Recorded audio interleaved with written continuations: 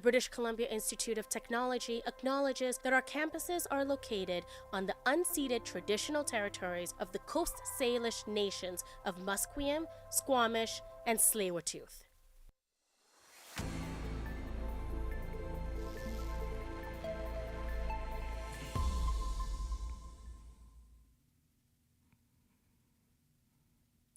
Good morning, my name is Vivek Nakra and here are your news updates to 10 o'clock. First significant storm of the season is set to hit around Friday noon and last through Sunday, bringing up to 200 millimeters of rain. Environment Canada is warning the residents of BC South Coast of an incoming atmospheric river system that will bring heavy rain over the weekend.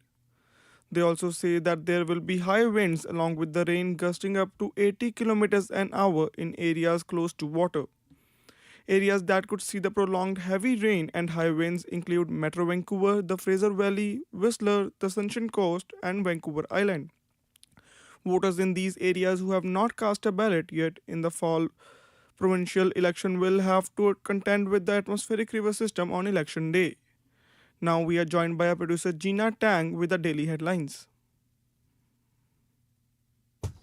Today, our reporters will follow up with the BCIT Cybathon Club, which creates vehicles for people with disabilities. They are set to participate in a competition in Switzerland on the 26th of this month.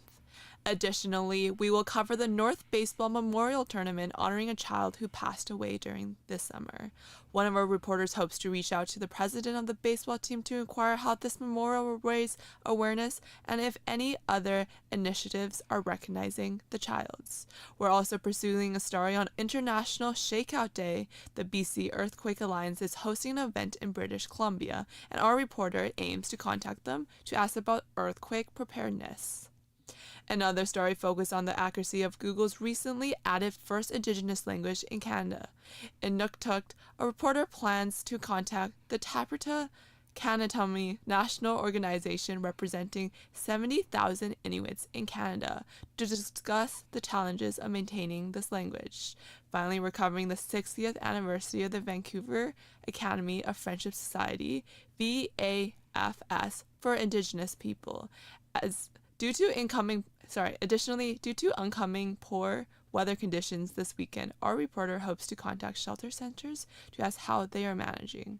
And get ready for an exciting feature podcast that dives into the world of forestry therapy. We'll explore how connecting with nature can significantly boost our mental well-being. Back to you, Vivek. Two vehicles collided on Tuesday's evening in the Massey Tunnel in Metro Vancouver, shutting down traffic for 2 hours. BC's Highway Patrol is looking for dashcam footage after this major crash. Police says that the crash left both drivers with non-life-threatening injuries. Investigators says they are looking to speak with any possible witnesses to determine what caused the crash. The Tira Women's Resource Group Enterprising Women Making Art or EMA is one of the main fashion houses preparing for the Vancouver Fashion Week. Reporter Grace Miller is at the EMA studio in downtown Vancouver with more of their experience at Vancouver Fashion Week. For the woman presenting as part of EMA, the show is more than a celebration of art. EMA works to help women on the downtown east side become more financially independent. Farley Mowat, program coordinator, says that the show goes beyond business exposure to help dignify women. To give women a voice on an international stage where some of them have felt silenced in their experiences and in the barriers that they face, it gives them that sense of being heard and seen again. EMA's show is on October 25th and will be their 9th show at VFW. For BCIT's The Crow, I'm Grace Miller. Ontario's transportation minister says he plans to introduce legislation that would speed up the property acquisitions and accelerate that project's environmental assessment. Prabmeet Sarkaria says the government is also proposing to accelerate the environmental assessment process for Highway 4 to 13. This will allow Ontario to proceed with early works while maintaining strict oversight of environmental protections. India has denied working together with criminals to target 6 separatists in Canada. India's External Affairs Minister spokesperson Randeep Jaiswal suggested today that Canadian authorities had been resisting India's attempts to extradite those people to India. That was a news updates to 10 o'clock. My name is Vivek Nakra. Thanks for listening to BCIT's The Crow. Stay tuned for more on BCIT's 1680 The Crow.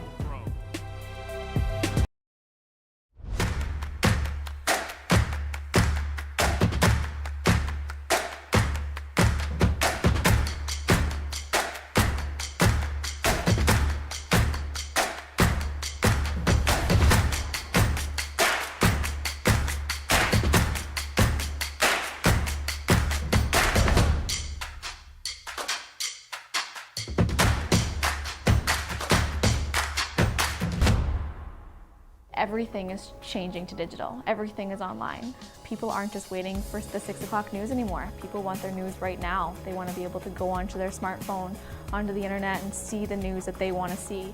Vancouver is growing at, a really rapid rate, the Lower Mainland even, and with the tools that we're given here, we're able to cover all of that. Welcome to BCIT Magazine. I'm Radhika Sikki-King. In the program, they really leave it up to you. I mean, the help is there when you need it, figuring out how to use the programs like Premiere, Audition, and figuring out how to use the cameras. But it's up to you to sort of experiment and figure out what you can do when you go out in the field. They brought candles and flowers to remember the student who lost her life yesterday. Theresa May says the international community condemns Moscow. They really make sure that you know the basics and you are able to put out a quality product. I'm Brady Tretnero. And I'm Radhika Sikki-King. Thank you for tuning in to BCIT Magazine.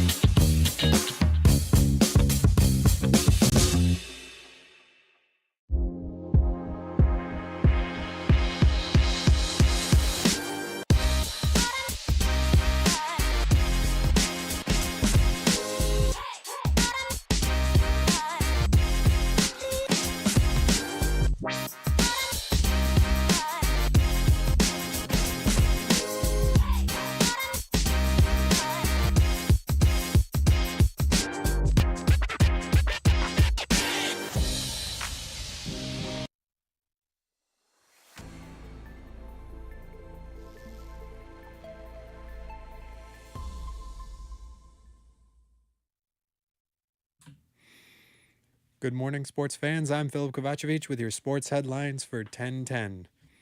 The Vancouver Canucks are still skating after their first win of the season as they take on the previous Stanley Cup champion Florida Panthers tonight in Sunrise. Vancouver is off to a slow start at 0-1-2. Meanwhile, the Los Angeles Kings will enter the Montreal Canadiens arena and the Ottawa Senators welcome New Jersey. And the Edmonton Oilers are facing off against Nashville. The Dallas Stars agreed to terms set on an 8-year extension to Jake Oettinger's contract for $66 million. The news first broke on Twitter this morning with a post from Elliot Friedman. BC Sports Hall of Fame announced the class of 2025 yesterday. Reporter Keenan Tergaskis found out how an induction can impact the future of a sport. Athletes from many sports and many eras were unveiled to be joining the 2025 BC Sports Hall of Fame. Among this group was 36-year-old Nathan Hirayama, who was a former rugby player, and following the 2020 season, he found himself third all-time in points in Rugby 7's history. Hirayama had this to say for young rugby players. What I would say is, get out and play rugby and enjoy it and have fun. And at the end of the day, that's why everyone's here, is because we love sport, and that's what it's all about, enjoying sport, having fun, and being involved in teams and in your community.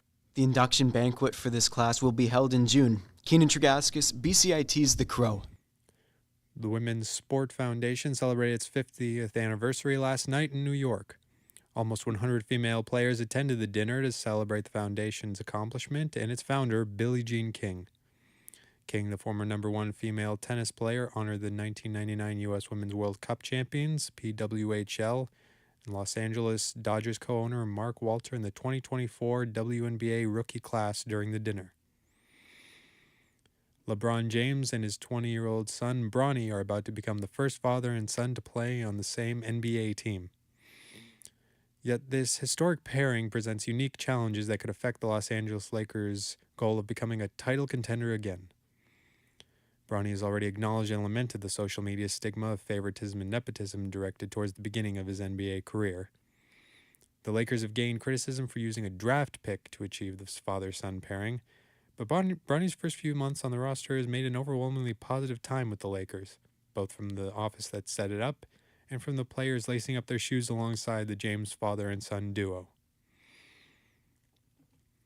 Shohei Ohtani hit a 3-run homer to put the cherry on top of the Los Angeles Dodgers' 8-0 win over the New York Mets in the third game of the National League Championship Series. The call on ESPN radio as Ohtani belted his homer in the top of the 8th inning. The 0-1 is hit high and deep right field. If it's fair, it's gone, and that one is fair. And a home run, a towering home run into the second deck for Shohei Ohtani. A 3-run homer, and the Dodgers have blown it open. It's now 7-0. Jose Ramirez's late home run in Game 2 of the ALCS was a positive sign for the Cleveland Guardians. Problem is, Aaron Judge gave the New York Yankees one as well. Ramirez connected in the 9th inning for just his second homer in this postseason. Third baseman is capable of going on a hitting tear and carrying the Guardians, who might need that to cut into New York's 2-0 lead in the best-of-7 series. Judge homered for the first time this October in the 7th inning. Clark Schmidt will start Game 3 for the Yankees against the Guardians, Matthew Boyd. After losing one day of action due to the rain on the first night, we can finally see the match between India and New Zealand play out on the second day. India won the toss and chose to bat first. New Zealand bowlers dominated India's batters, and India was bowled out for 46, its lowest total at home, while at the end of the first day. New Zealand is leading by 134 runs by losing just 3 wickets. During the second day of the opening test against New Zealand at the M. Chinnaswamy Stadium in Bengaluru. Those were your sports headlines for 10:10. I'm Filip Kovacevic with BCIT's The Crow. Stay tuned for more on BCIT's 1680 The Crow.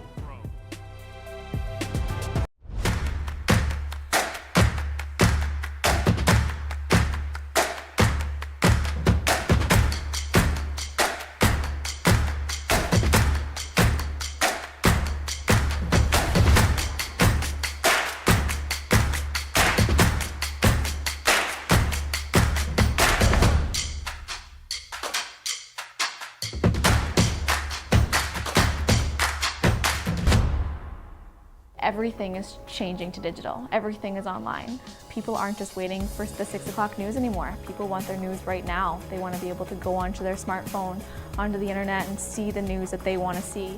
Vancouver is growing at, a really rapid rate, the Lower Mainland even, and with the tools that we're given here, we're able to cover all of that.